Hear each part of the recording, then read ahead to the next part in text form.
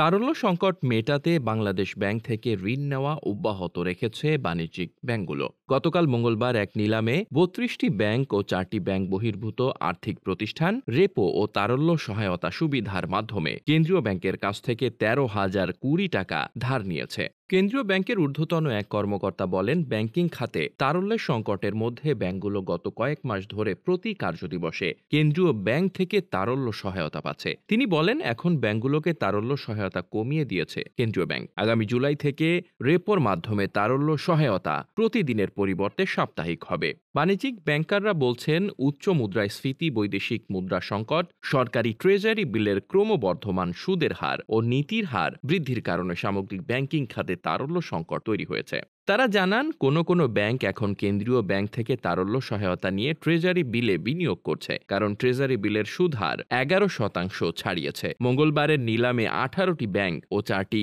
NBFI 7 দিন মেয়াদী repo সুবিধার মাধ্যমে নিয়েছে ৭,৫৬৩ কোটি টাকা। এছাড়া একদিনের তারল্য সহায়তা সুবিধার মাধ্যমে 14টি ব্যাংক নিয়েছে ৫,৪৫৭ কোটি টাকা। এর সুদের হার ছিল যথাক্রমে ৮.১০% ও ৮%। শুধু কেন্দ্রীয় ব্যাংক নয়, ব্যাংকগুলো অর্থ ধার করতে কল মানি মার্কেটেও যাচ্ছে।